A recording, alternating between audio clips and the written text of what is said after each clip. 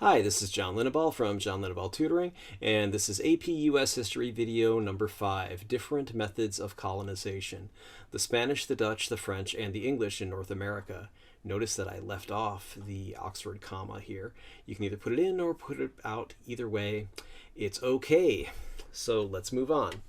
Different patterns for different empires. The Spanish, Dutch, French, and English all developed slightly different to radically different patterns of colonization. These differences sprang from different economic and social goals and different cultures. So let's talk about Spain's New World colonies. We already discussed these in previous videos in this series, so you should watch this whole playlist if you want to learn about that in detail. If you haven't and don't have time, etc., we will do a little bit of a review right here. In the evolution of Spanish America, the encomienda system, it was a system in which private parties were granted land by the king or the queen in return for converting natives to Catholicism. Landowners could force the natives to be slaves for agriculture, mining, etc. The encomienda system was replaced by repartimiento. You can see the Bartolomé de las Casas. You can go look that up, or again, watch the previous videos in this playlist, which really wasn't much of a different system, but at least laborers had to be paid. Africans were also, of course, added to the labor force. Population changes in Spanish America.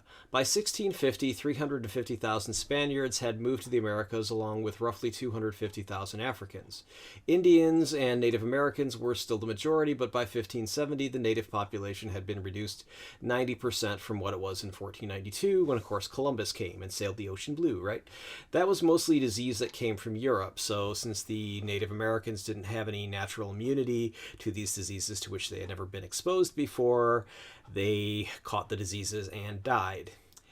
Intermarriage created a complex social hierarchy, so see the previous video, video 4, the social structure of Spanish America, divergent worldviews of Europeans and Native Americans. The Spanish Empire was controlled by the crown, which makes sense. It's the Spanish crown. They would, of course, control the Spanish Empire. So the Spanish crown controlled Spanish America tightly, especially after the repartimiento system was installed in the 1500s through the 1600s. During that time, there were two administrative units controlled by the empire. The northern was the Viceroyalty of New Spain, as we can see here, and this written in Spanish and Portuguese. So here we have the Viceroyalty of New Spain, and the southern was the Viceroyalty of Peru, which was headquartered in Lima, and the northern, of course, was headquartered in Mexico City. New Spain reached into territory that is now Florida and New Mexico, but failed to place enough troops, settlers, etc. there to control those areas, so they didn't hang on to them for very long. In relative terms, in historical terms anyway. Indians and Catholicism. The Native Americans, or the Indians, so to speak, lived separately from Spanish colonists in completely separate communities. They had different leaders, different languages, different cultures. They just didn't live with the Spanish colonists. The Spanish priests were very aggressive about converting natives to Catholicism. Remember, that was the point of the encomienda system. And succeeded after a fashion, or in a way, but only with certain modifications being made to the religion. Accepting Jesus as only one of many gods, it's kind of a big no-no in mainstream Catholicism or Christianity in general. So a lot of the natives inserted Christian beliefs into their polytheistic religion, where they had more than one god. Native religious practices also affected Catholic practices in the area. The priests accepted that was probably the best result they were going to get, so they just went with it. A little improv, if you will. French and Dutch colonies.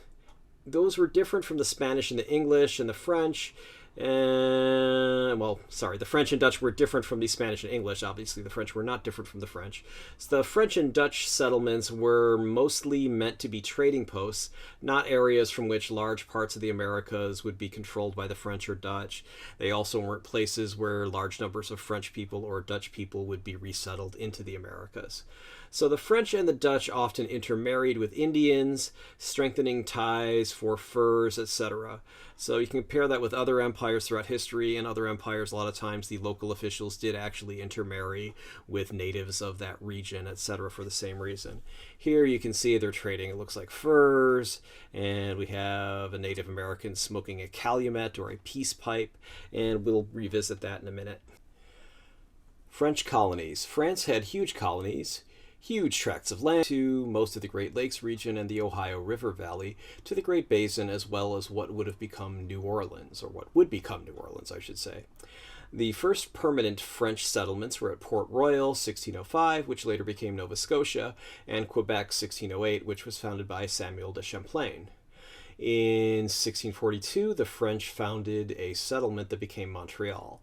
It was not until late in the 1600s that the French established settlements by the Great Lakes and at New Orleans. The French Native American diplomacy. Well, as we mentioned, the French didn't have enough troops on the ground to force the Indians/Native Americans to do anything, so they had to rely upon diplomacy. So, French military officers learned native languages and diplomatic protocol, such as smoking the calumet or the peace pipe, as this Lego Native American is showing us. And as we can see, Calumet brand baking powder, baking soda. It celebrates the peace pipe. There's also Calumet City, Illinois. There's some other towns that are also named Calumet this or Calumet that, Calumet the other thing. And also, Calumet baking powder is featured in The Shining, the horror movie that came out about 1980, based on the novel by Stephen King of the same title, or eponymous, if you will. Anyway, and it's talked about in Room 237, which is a documentary about The Shining, talks about The Shining being something you can interpret as an allegory for the conquest of Native Americans, but I digress. Anyway, the French did have to do things through persuasion and diplomacy rather than just by force, so they did learn the language, they did learn about the protocol of smoking the peace pipe and giving and receiving gifts such as wampum belts, and here's an example of a wampum belt. French native diplomacy continued. French military officers and trade agents often married native women, which helped promote good relations. And yes, I know what you're thinking about when you hear good relations. Wipe that smirk off your face. All right. As such, Indians in quotes, French territories really controlled the territories because there weren't enough French to really tell the Indians who already lived there what they could or could not do. But since they were nice and diplomatic and got along with them, many French were actually adopted into Osage, I don't know how that word is pronounced, Indian kinship networks. And French often adopted Indian/Native American ways, so this is more like trading and diplomacy than really a conquest. So obviously the French trading, exploration, etc. was very different from the Spanish models, and we'll see from the British models, but it's pretty similar to the Dutch model. So the Metis, again, don't know how this is pronounced, sorry, in the French territories. As was the case with the Spanish, the French sent very few women to the Americas. As such, French colonists who wanted to marry, etc., certainly anything with the opposite sex, had to mate with native women.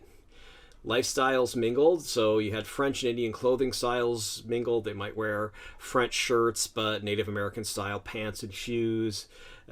Buildings such as when Detroit originally was built as a village in, of course, what would later become Michigan. The buildings were made with French architecture. Detroit was built in the style of a French village, but the buildings were covered in tree bark,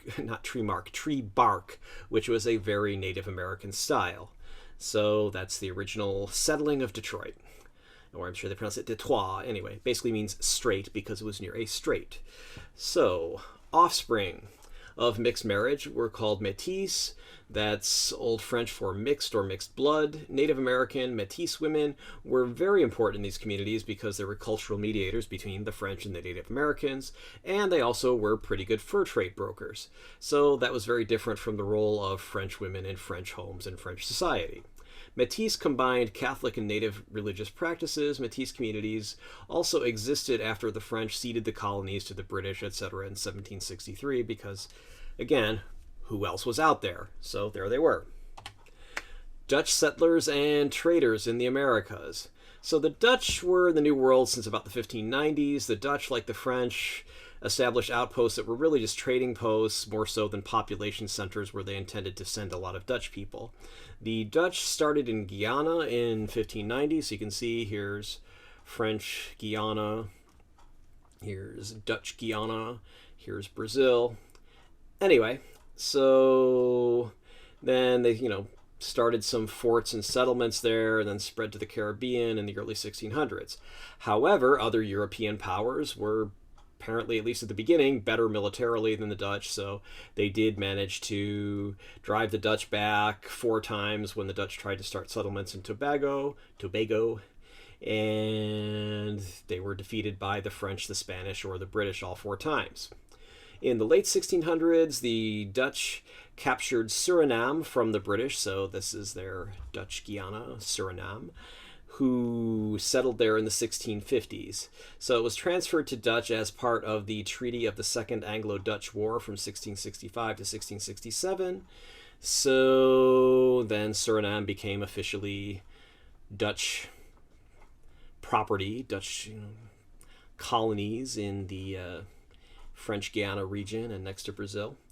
And the Dutch used African labor to grow sugar in Suriname.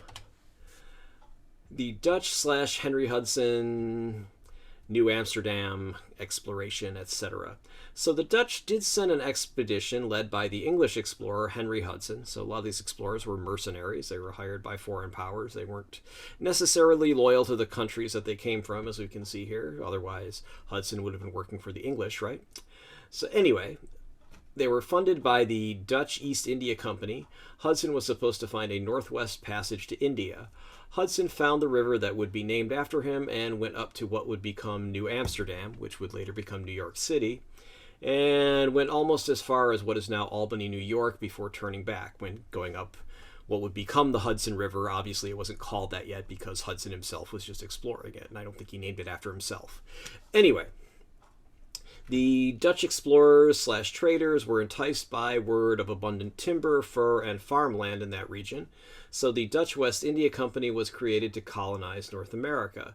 The Dutch claimed huge land areas from Cape Cod to the Delaware River, but later had to cede some of this to the British colonists who were already in Connecticut, right next door.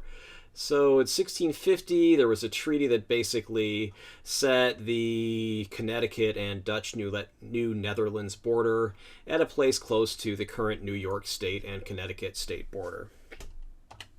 New Netherlands was a Dutch North American colony, in case you haven't figured that out yet. The capital or administrative seat or center of the New Netherlands was, of course, New Amsterdam. The settlement was established in 1624 on what is now Governor's Island, New York Harbor. In 1625, Fort Amsterdam was built at the tip of Manhattan, and settlement began around the fort. The Legend of Manhattan, which you've probably heard, you might have even seen in some of these old Warner Brothers cartoons and things that were on when I was a little boy and were features before movies when my father was a little boy. Manhattan was bought for a song, and in the cartoon they show some Dutch person singing and getting the deed to Manhattan. Ha ha ha. Anyway, Peter Minuit, the company director general of New Amsterdam, paid the natives roughly $24. Not sure what country's dollars. I believe dollars originated in Spain, so maybe they were Spanish dollars. But $24 back then must have been a lot of money. But it's unlikely that even back then $24 would have been a fair trade for the rights to the island of Manhattan, even without the development, etc. So, as you might guess, this entire story is probably a myth. The intent of the natives to, in quotes, sell the island, the value of the goods, and even the authority of the Indians' agents. I mean, who were these guys? Did they even have the authority to, in quotes, sell this island to a bunch of Dutch people? Probably not, since they probably didn't have the ownership rights to it. So all of that is in question, but some stories are just too memorable, good / bad to die. You can think of zombie lies, such as Bill Maher, or you can look it up in the Urban Dictionary here. So we can go Urban Dictionary. Da-da-da. Okay, so we can go to Zombie lie. All right. Zombie lies. Okay. So these are lies that won't die no matter what the facts are. So, all right. It's a lie that no matter how many times it's disproven, never, oops, they used a bad word here, effing die. So, da-da-da. So we see in 2009, Republicans were calling Obama a Muslim when just a year earlier they were saying that he was too close to his wacko Christian minister. 7 years later, this zombie lie has risen from the dead. Other zombie lies include tax cuts pay for themselves or Saddam Hussein had WMDs. So no matter what your politics are, you can understand that a zombie lie is just something that, no matter how many times it's disproven, keeps coming up. You can just think of the $24 Manhattan being sold for a song thing as being just a historical zombie lie. Probably akin to George Washington and the cherry tree. I cannot tell a lie. You know that didn't happen. Okay. The economy of New Amsterdam. The Dutch West India Company had problems making profits since settlers didn't want to come despite generous land grants. Settlers of all ethnic backgrounds, including the Portuguese Jewish colonists, originally headed to Brazil, came to New Amsterdam.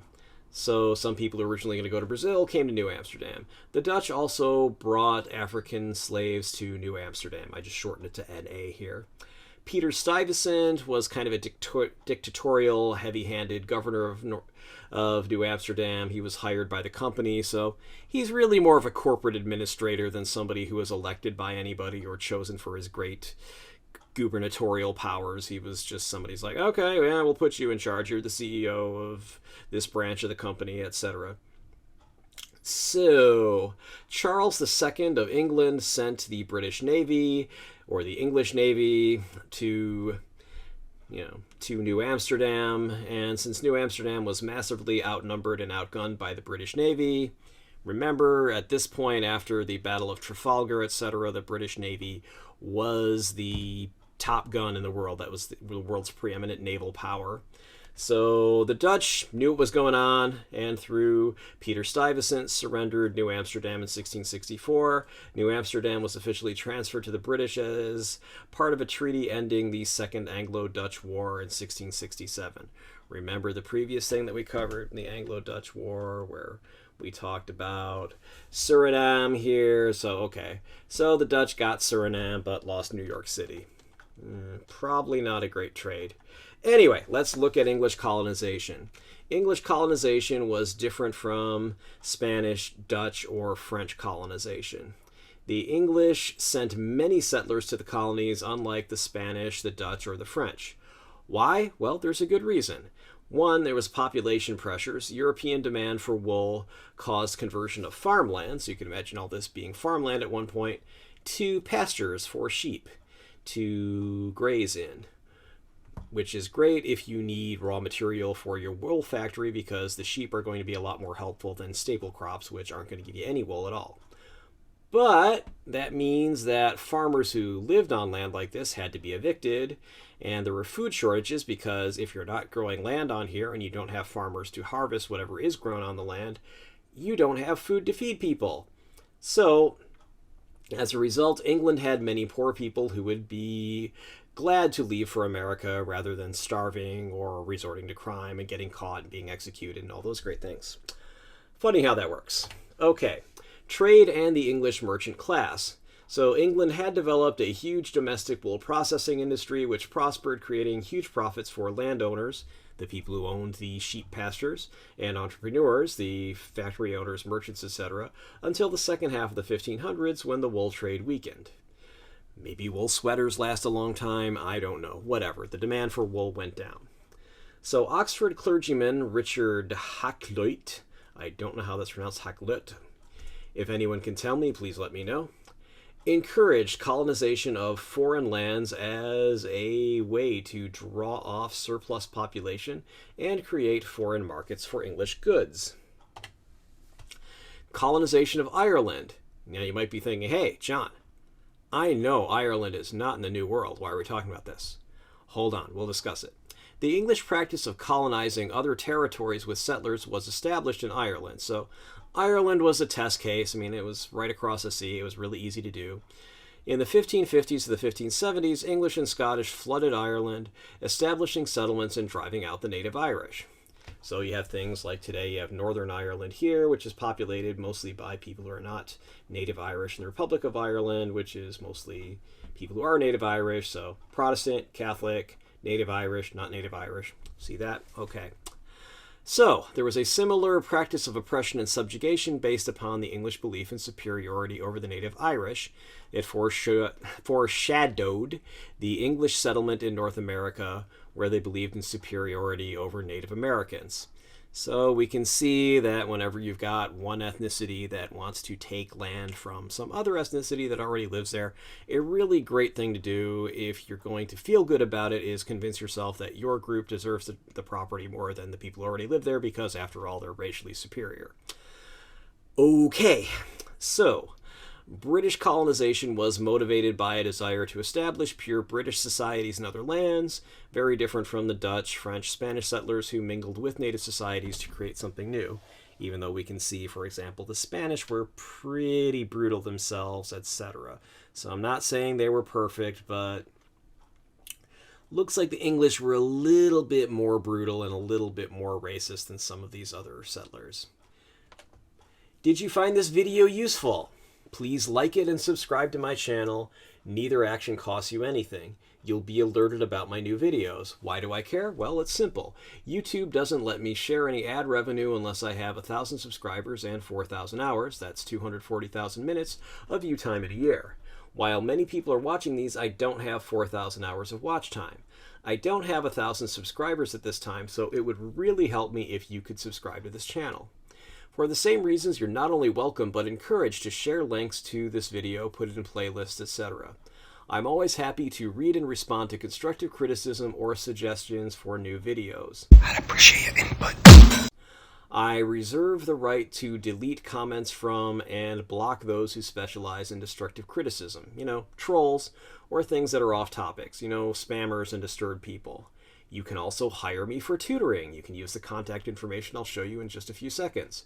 Anyway, thanks for watching, and you can stay tuned for the contact information and another little disclaimer at the end. Contact me, Facebook, Instagram, email, phone, Facebook, www.facebook.com/LinneBallTutoring. Instagram, www.instagram.com/john.linneball.tutoring. My phone number is 415-623-4251. That's my cell phone. If you want to text me, you can also text me. That's fine. Email, john@johnlinneball.com. Website, johnlinneball.com. And johnlinneballtutoring.com. Both of those take you to exactly the same website. Ooh, a little mail to is activated there. Testpreparation.locals.com. That's my locals.com site. I put up information on there. If you want to subscribe, that's another great way to help support me financially. And at some point, I will actually put up some exclusive content, but haven't done it yet, not going to lie to you. All right, if you want to send me snail mail, postal mail, you can mail me at John Linneball Tutoring, 1859 Powell Street, number 109, San Francisco, California, 94133. And finally, if you've actually watched this far, here's a little disclaimer and warning and hopefully helpful note for you. This is not a substitute for your classes, text, etc. This video is based on Barron's AP United States History Review book, which is the 4th edition is what I have, and my general knowledge of U.S. history. While this should help you do well on the AP U.S. History exam, I can't be responsible for what your teacher thinks is important and asks you about on his or her own tests, homework, etc. Please read your class text and pay attention to what your teacher says in class. I have also based this partially on the Princeton Review Cracking the AP U.S. History Exam Premium 2019 edition. I believe that is going to be in the text beneath this video if you need to find it. If you can't find it, you can always contact me, leave a comment, etc. I'll gladly give you the information to find that. But I think the more important book to get is the Barron's AP U.S. History Review book, 4th edition. All right. Hope you have a good day. Thanks for watching. Please, again, like and subscribe and comment if you have something you want to tell me. Thanks. Bye-bye.